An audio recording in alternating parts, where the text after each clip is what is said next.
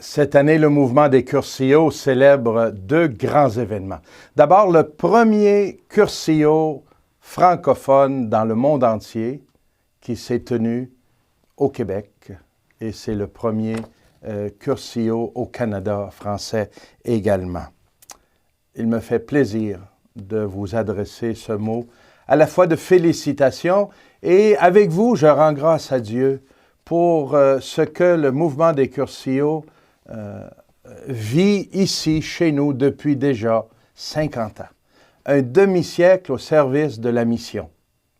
Lorsqu'à Sherbrooke, le premier Cursillo a été vécu, ça rassemblait des gens qui avaient besoin peut-être de renouveler leur rencontre avec le Christ ou pour la première fois la vivre en profondeur et découvrir la beauté de cette relation avec le Seigneur, avec sa parole et entrer dans les petites communautés de partage et de vie.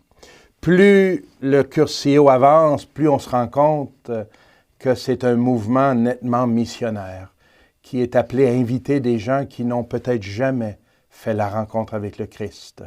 Avant, on renouvelait notre rencontre pour la plupart parce qu'il s'agissait, il y a 50 ans, des gens qui avaient une expérience de foi, une expérience d'insertion dans la vie de l'Église, même si déjà certains avaient pris une certaine distance. Mais aujourd'hui, de plus en plus, le mouvement des Cursillos doit être un mouvement qui sort à la recherche des hommes et femmes qui n'ont pas encore rencontré le Christ, pour leur présenter et les inviter à entrer dans cette grande famille qui est la communauté chrétienne, qui est l'Église. Avec vous, je rends grâce à Dieu pour ces pionniers et pionnières qui, avec foi, pour la grande majorité des laïcs, avec des prêtres aussi, des personnes consacrées, mais c'est un mouvement d'abord de laïcs qui ont osé témoigner, partager leur foi, enseigner, animer partout, non seulement au Québec, mais ailleurs, cette vie chrétienne. Merci pour ces générations d'hommes et de femmes engagés en Église que vous avez aidés à mettre au monde.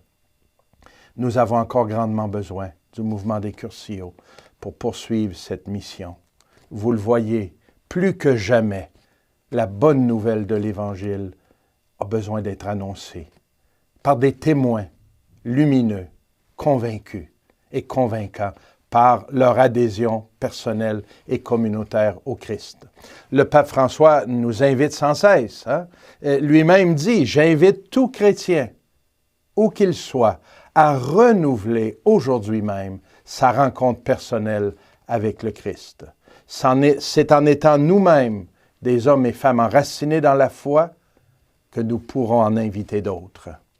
Bravo pour ces 50 ans, que vos célébrations soit un grand jubilé d'action de grâce, mais aussi une célébration qui nous invite à aller au large et à poursuivre la mission.